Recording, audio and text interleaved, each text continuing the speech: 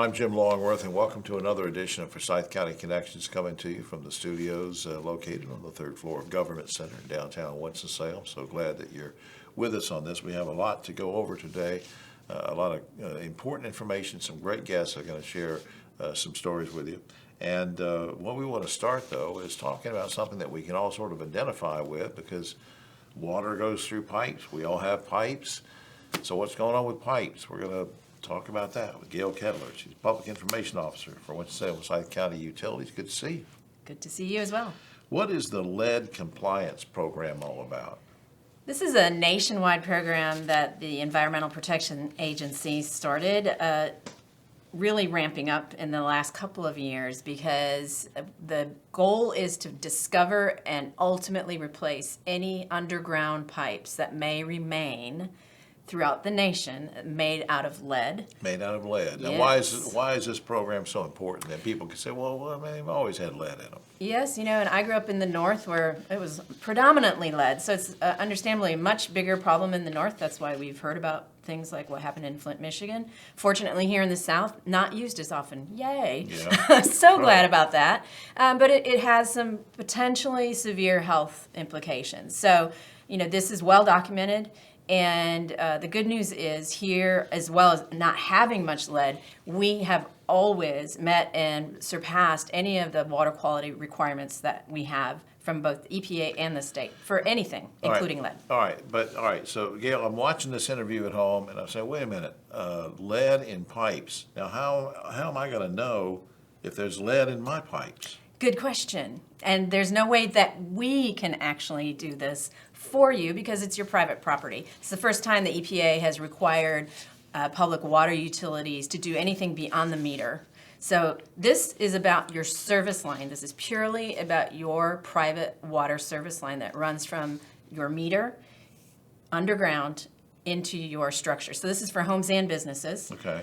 Hopefully, your viewers already know about this because we have been communicating it for many, many, many months, since January, excessively. Right. And so what we want people to do is follow this very simple process. It'll take you less than 15 minutes. Took me 5 for mine.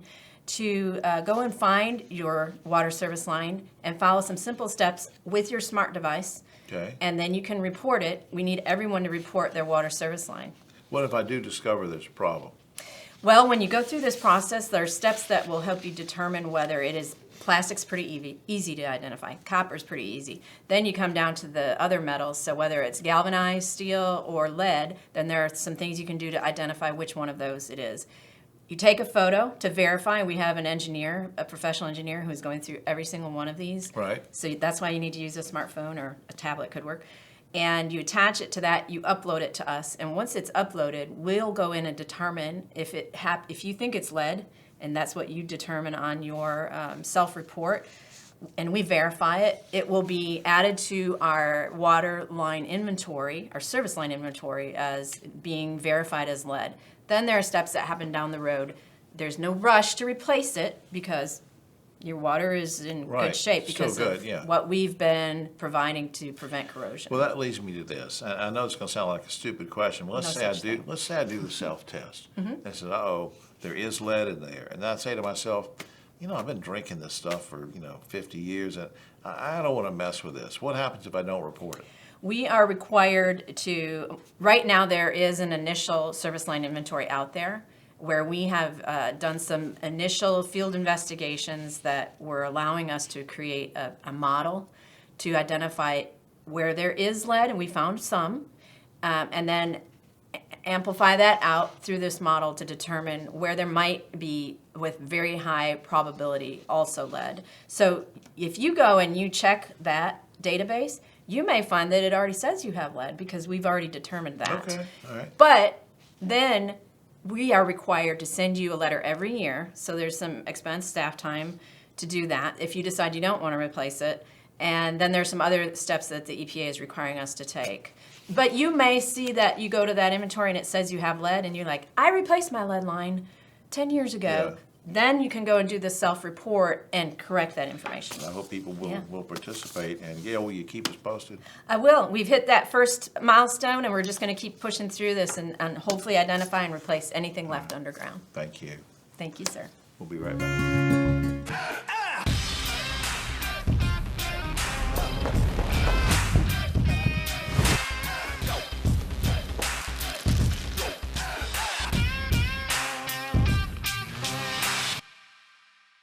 There's a place to share gossip about the office party fun, and a place to share the story you tell everyone. There's a place to share a laugh about when things went wrong, and a place to share the video of you dancing to your song.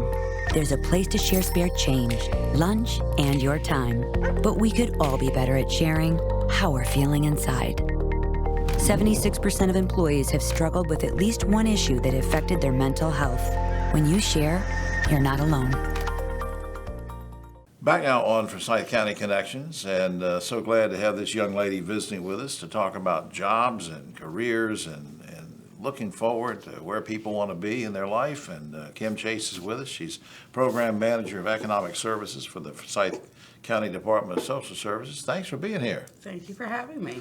You sent me an email one day about something called More Than a Job NC. Yes, I did. So I want you to tell me what that's about. Sure. So the More Than a Job NC program is for residents that are receiving food and nutrition benefits, and we provide short-term training and educational opportunity that is free of cost, and we also assist with transportation so they can get to and from these programs. What's your overall mission for what it does for the community and in the community? Well, it provides self-sufficiency, right, so that people are able to have a more fulfilling career, and then they may no longer need any benefits or services from the Department of Social Services. We sort of talked broadly just now, and we talk about training and whatever, but give me a couple examples of training and benefits that are afforded to folks who take advantage of this. Absolutely. So we assist with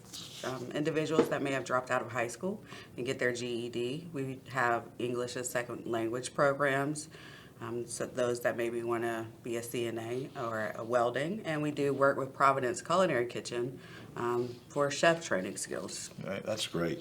Now, who's eligible to participate, and what are the requirements? Give me a couple specifics so we'll know exactly what we're talking about. Sure. So the main thing is that you have to be eligible for food and nutrition benefits.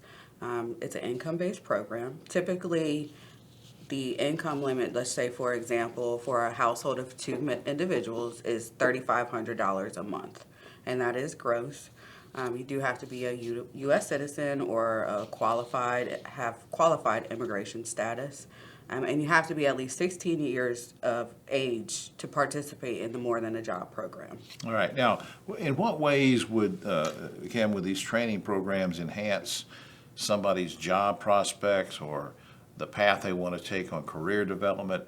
How is it really going to enhance that? Absolutely. So if you participate in, let's say, a welding program, you get a certificate for completing that training or that educational experience. If you do the Providence Culinary Kitchen, they set you up with an internship so that you have related work experience. And then, of course, for the example with the GED, you have your GED, so you may be eligible to apply for different jobs. Never too old, never too late to go back and try to get some education. Is it? Absolutely. Even for us really old guys, we can go back too, can't we? Can you share any feedback or success stories with us that you might have come across? Just give me an idea of how you think it's working and the kind of feedback. Absolutely. So we did have someone go through Providence Culinary. They received their chef certificate. They did do an internship, and eventually they were able to secure a position with the Marriott as the first female African-American head chef. Wow. Absolutely. So that was definitely a life-changing experience. Yeah. Now, how can folks learn more about this to try to participate and find out if they're eligible? Maybe check through. Do they call you? Do they go to a website or what? Sure. So you first would need to have FNS benefits. So if you want to apply for food nutrition services, you can go to epass.nc.gov. You can also apply in person at our office or give us a call at 703-33. I'm interrupting you. I'm going to write this. I write slow. Tell me it's 703. It's 336-703. 3800. 3800. And I think we have a flyer that they're going to Okay. put up. All right. We have a few seconds left. I'm just curious because I can see sort of your eyes light up when you're talking about this. It must give you gratification to work on a program like this. What do you get from it? Absolutely. So sometimes people come into social services because they're in crisis, the large majority of them. And so we can help with getting them on their feet. But with this program, it's sustained assistance. Yeah. And it's assistance that they're able to do for themselves, and it really gives them hope. And so that's why I am just passionate about the program. Bless your heart, Kim. Thanks for all you're doing. Thank you for having me here. Will you come back sometime? Absolutely. All right. We'll be right back after this. This is Forsyth. Property fraud is real. Protect your property today. Sign up for the Forsyth County Register of Deeds Property Fraud Alert. Be notified by email if someone tries to use your name or address on documents filed with the Register of Deeds. Following an alert, you can contact your lending institution and police to file a report. No Register of Deeds office has the authority to remove any document. Use our free property fraud alert at forsyth.cc/ROD. Back now on Forsyth County Connections, and always glad when we can spend a few minutes with this fella here. He's been a guest on the program before. He's always busy, so we're lucky to grab him. James Anderson's Design and Construction Manager for Forsyth County General Services. Welcome back, sir. It's good to see you again. I know you've been busy because I keep track of what you're doing, but that's sort of the theme of what I want to talk about for a few minutes is what you're doing, what you're up to. Let's give some updates on some of the bigger projects that are going on around the county. And so let's start with Blues Lake Park. What's the status? When will it open? Sort of bring us up to date. Okay. So the park is finishing up. Hopefully, if everything goes well, in the next few weeks, BAR will be wrapping up the remaining big ticket items on site. They'll have a few punch list items that'll linger out there. But by the end of the year, should have the park opened up to the public, and everybody will be able to enjoy the amenities out there between the fishing dock, the picnic shelter, and all the walking trails. Walking trails, yeah. We were talking. I saw a picture of that in the journal not too long ago about that. It looks beautiful out there. Let's talk about the ag park, or don't say agricultural park, the ag park. What's the status of that project? So this has been an exciting week for that project. We had the groundbreaking ceremony Monday morning, had beautiful weather, clearest, bluest skies I've seen out there. We were able to see, from the site, views off in the mountains to the west, and then Wow. Pilot Mountain and the Sourtown Mountains kind of off to the northeast a little bit there from the site. Now remind everybody where it's located. So it's located in Tobacconville, just off of Doral Drive. It's a beautiful piece of property. It was titled Rolling Hills when we acquired it from the city. And my first time going out there, I said, yep, we named it right when they called it Rolling Hills. That's beautiful. Any special features that the ag park is going to offer that people can look forward to? So the initial phase is going to be the cooperative extension facility, and then also a 20,000 square foot riding ring that folks with horses can come out and use. And then eventually future phases of the project will include a covered arena, additional walking trails, perhaps some playgrounds and typical park amenities, shelters, and things like that. So I would be able to trailer my horse over there and use the arena, right? Correct, yeah. Wow. Well, now, are there, I know we didn't rehearse this or anything, but are there going to be fees charged to go use something like that? That I don't know. That's It's not clear yet. Yeah, but- it's going to be co-managed between Forsyth County Parks and Recreation and Cooperative Extension. Right, and they'll work that all out. Now, what's going on with this public health renovation? Bring me up to speed for that. So over at our public health facility, it was originally built in the early 1990s and has relatively been unchanged since then. There's been a lot of changes in healthcare since then. A bigger push now for privacy.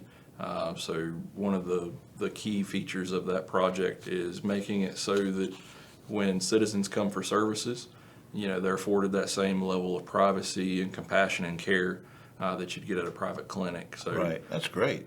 So really excited about that one, and we've selected an architect for the project and have just published an RFQ for the construction manager at risk on that one. And hopefully by the end of the year we'll have the designer and the contractor on board, and we'll be running headlong on design for the next 6 to 9 months.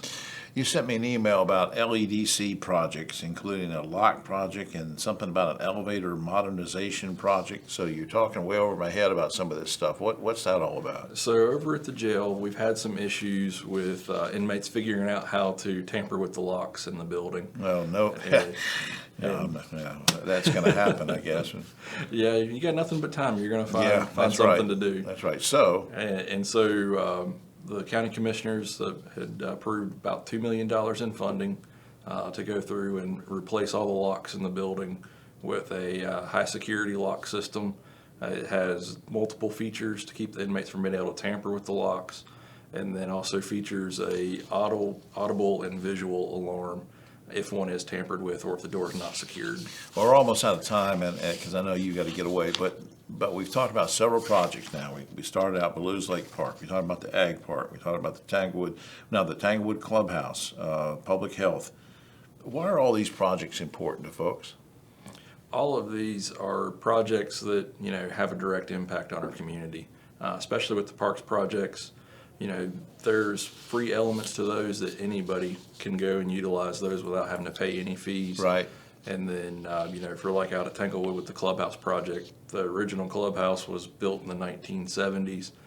So to really update that and provide a nice amenity there for the citizens. I really appreciate it. I tell you, you've always got something going on, and thanks for stopping by for a couple minutes. Thank you, Jim. All right. We'll be right back after this. Forsyth County residents outside Winston-Salem can be notified in cases of emergency. Code RED. Code RED is a free subscription-based alert system allowing residents to opt in and receive notifications from 911 about emergency operations happening near their location. The service is free and notifications are managed by 911. From the Forsyth County Emergency Services webpage, select the Code RED box, create an account, complete the questions, and you've opted into a program that will keep you alerted. Code RED. Wow, big things going on in the world lately. With so much confusion, it's easy to feel lost and overwhelmed. We all want to believe in something, and the most important cause of all is your amazing self. YourLifeYourVoice.org has answers and advice for teens who feel left out and are starting to doubt themselves. You have so much to offer. YourLifeYourVoice.org can help you find it. Back now for Forsyth County Connections, and we have a very serious topic to discuss and to present some information to you. We do it with a good friend of ours who's been here many times before. Annie Vasquez is public health educator for Forsyth County Department of Behavioral Health Services. Welcome back, dear. Thank you. Thanks for inviting me. I said it's a serious topic. It is. So first of all, before we talk about the dangers of fentanyl, explain to people in just a sentence or two, what is fentanyl? So fentanyl is both a drug that is prescribed to people legally, and it is also an illicit drug. So is it prescribed for pain? Or? Yes, it is usually prescribed for pain. Think long-term cancer patient, somebody in extreme pain. Usually Okay. it's done through a patch. It can be, if you're in the hospital setting, oftentimes they'll do it through your IV. But now it's being abused. It is. So what's happening is people who are not pharmaceutical manufacturers are making it and then, putting it into the drug supply here. What are the dangers and how widespread is the problem? It's an issue everywhere in the nation, including Forsyth County.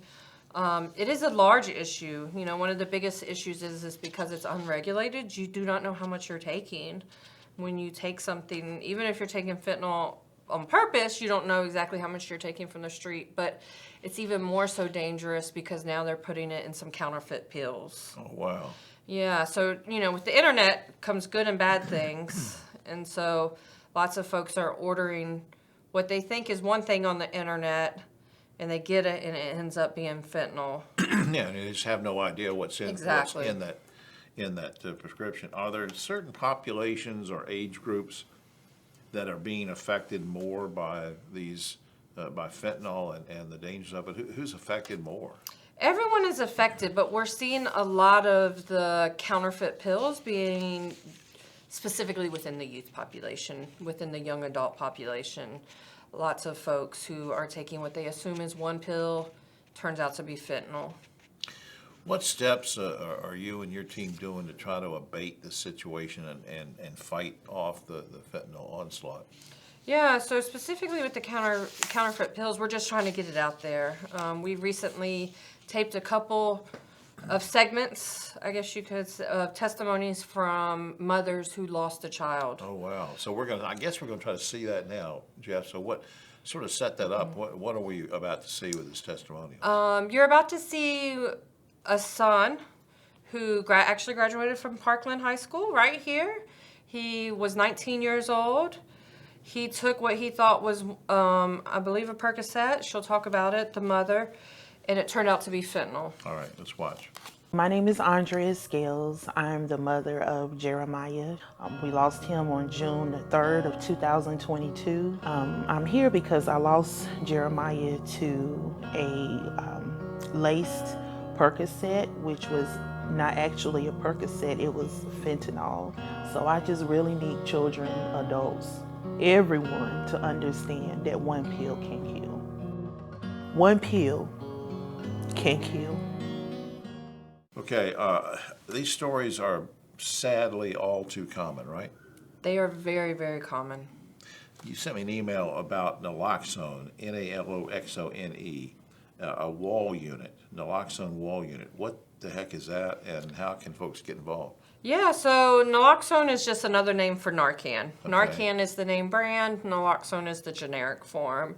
So the county recently received money from 2 different grants to actually buy these wall units.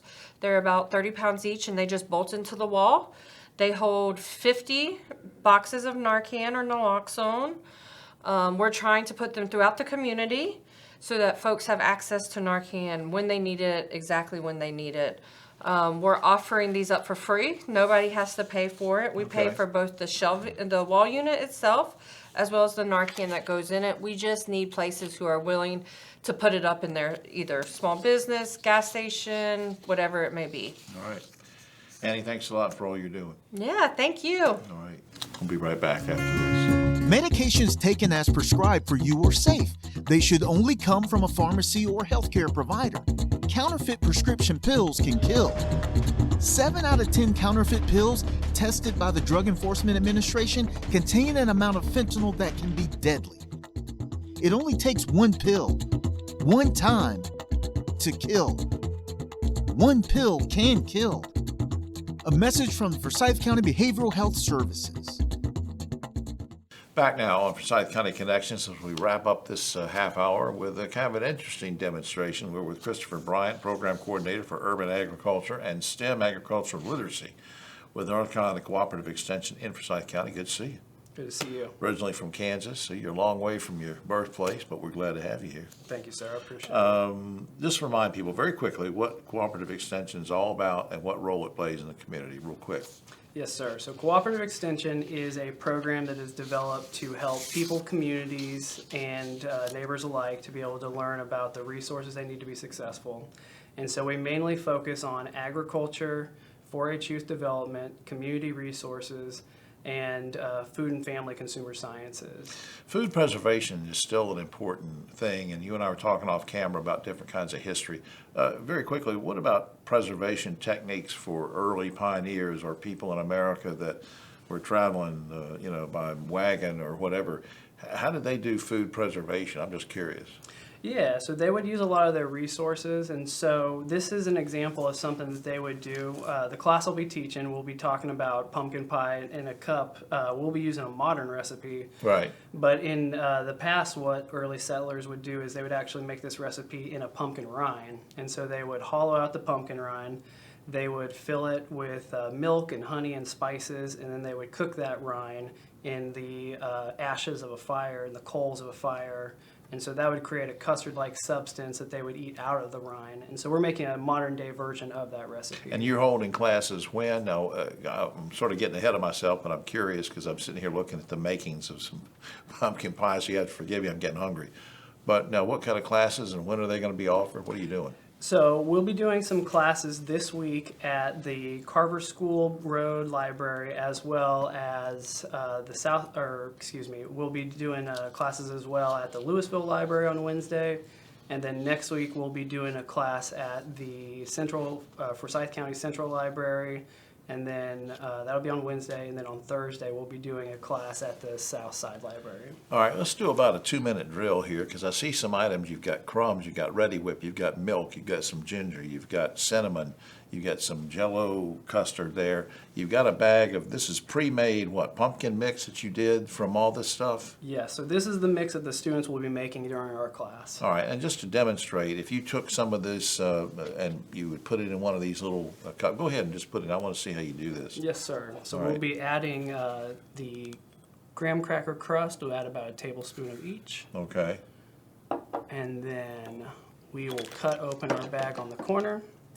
Yeah, carefully, because I don't want to get it in my eye. And then we will pour this up. All right. So we'll give it just kind of a little twirl like that. All right. And again, this is already, you've already mixed this stuff together Yes, from the sir. things we see on the table. And then we will add just a little bit of whipped topping for Okay. some appeal. All right. And Now, then when it's- did you mix this up? Talking about food preservation. Yes, sir. So I made this morning in our facility. We have 3 kitchens, and so one of those is a teaching kitchen as well as 2 other kitchens. And so I made this morning at our Let me kitchen. have a spoon. Yes, I want sir. to, yeah, I assume you wanted me to try this. Is Of that course. right? Okay. Let me. All right. So this is a pumpkin pie recipe, and you put it in a little custard dish. Man, it's good. And you did this. Yes, sir. And you're going to teach people how to do this kind of stuff in these classes. Yes, sir. Wow. Jeff's back there running the camera. You can't see Jeff, but he's drooling right now. So, this is good stuff, man. This is good. Now, can anybody come to these classes, or is it restricted to, do you have to be, I guess you have to be a resident of the county or not, or what? So the classes are targeted towards youth. Adults are welcome to attend as well. And Right. then we recommend that people sign up through our Eventbrite page. They can also view our events on our Facebook page, as well as our web page through the community or through the county. All right. And this, now, you're talking about a web page. Is there anything you want to mention before time runs out? Is there a certain website or something you want to mention?